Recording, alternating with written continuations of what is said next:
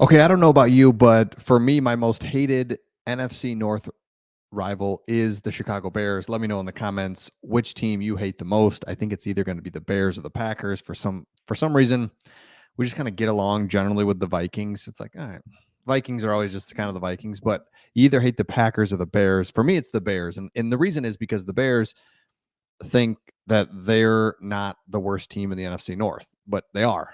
Uh, Last 10 years, the Lions have a better record than the Bears. The Lions are 500 against the Packers, generally like around 500 against the Packers the last 10 years, even with Aaron Rodgers. Like we always play the Packers stuff. The Bears have lost to the Packers for what is it, 5 straight years, 10 straight games, something like that. So it's like Bears, you're the worst team in the NFC North. Lions just win the division. So here's how they were just disrespected by the Chicago Bears and by Caleb Williams. Two separate things. First for the Bears. They're just like, okay. It's really their SB Nation site, the Chicago Bears SB Nation site. NFC North position rankings offense. All right, what's up? Quarterback Jordan Love. I don't get it. I don't get it. Jordan Love has had 8 good games in his life, and yet they say that he's better than Jared Goff. Let me know if I'm missing something in the comments. But Jared Goff is I would take him over Jordan Love all day. And again, it's the optics. Jared cannot move. He cannot run. He cannot make anything out of the X when things fall down outside of the X's and O's. It's like, okay.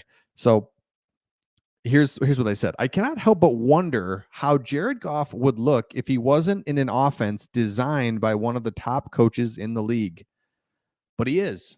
So you don't have to wonder because he is in a offense designed for him. We're smart enough to know Dan Campbell is, Ben Johnson is, to know his strengths, his abilities, his play action abilities, how he can throw it strong down the middle. He can read defenses. They can check at the line of scrimmage. First, it was Sean McVay, now Johnson. His physical limitations curb his ceiling. But for the better part of 2 seasons now, he's been a top 10 quarterback. Thank you. He's gone from being viewed by many as a placeholder more than a viable franchise caliber quarterback who can lead his team to the playoffs. Thank you so much. Okay, he's better than Jordan Love. And again, we're going to get to Caleb Williams and what he had to say as well, but let's just keep working through this. Next, running back, thank you. Jahmyr Gibbs and David Montgomery come in at number 1.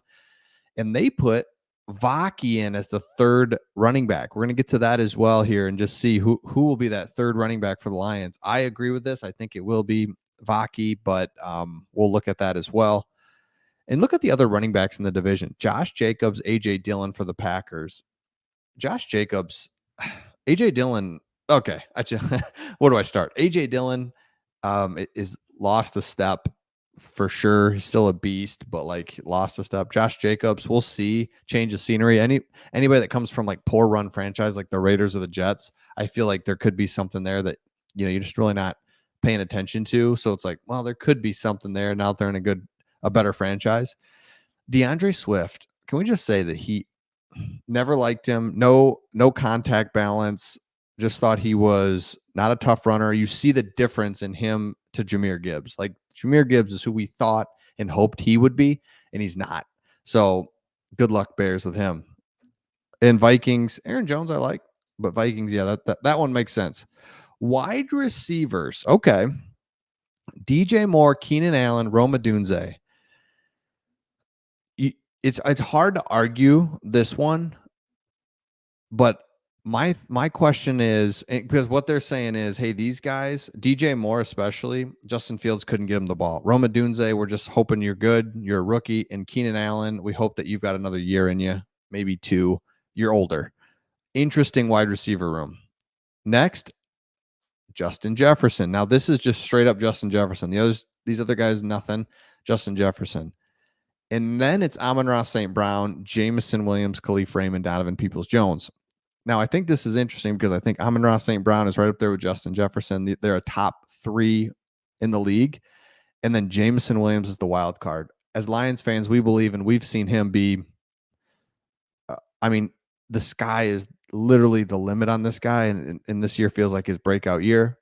And so if he's a top 10 receiver, then obviously the Lions shoot up from there. And then the Packers, they just really don't have anybody. Christian Watson's kind of injured. Jaden Reed. Okay, tight end. This one.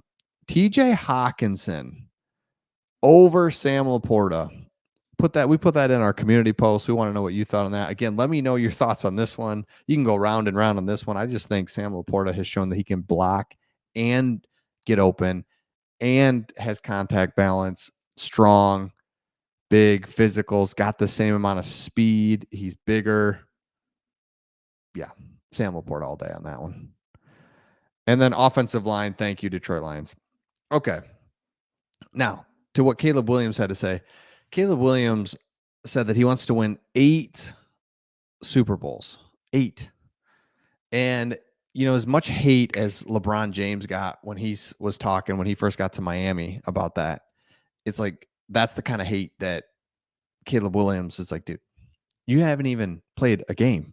That's not a good idea to just start talking like that and to get through and just kind of disrespectful to the Lions to be like, yo, dude, we just won the North. You haven't played a snap. Calm down. Settle down. Settle yourself. Caleb Williams. And by the way, he's just a bust waiting to happen, isn't he? I mean, I just can't wait because I think what they're trying to do, and this is where the mistake is, you try to, it's a copycat league. Everybody knows it. So you're like, man, if Patrick Mahomes, he runs, he's got sidearm stuff, he makes things happen. That's what we need. That's what he is. Caleb Williams is basically Patrick Mahomes, but come on, there's only one Patrick Mahomes in the history of football. We're seeing him right now. To be able to duplicate that, super hard. I don't think you can. So I think it's just setting up for disappointment if you're a Chicago Bears fan. All right, here's the bubble talk on running backs. And we know Jahmyr Gibbs and David Montgomery. Then you go after that, it's like, okay, behind those two, there's Craig Reynolds. The parent option is Craig Reynolds. He came to Detroit in the 2021 season. And now this has been my argument with Reynolds is he was a great story back in 2021 when he got here. The team was just dying for players. It's COVID, and he had this cool story, and he actually played really well. He was reliable, and he had an understanding of the team's schemes and pass protections. So he's been good. And he's come in and he's played games, and he scored a touchdown there on 4th and goal in the playoffs. So it's like, all right. But my thought is, I think we can get even better there.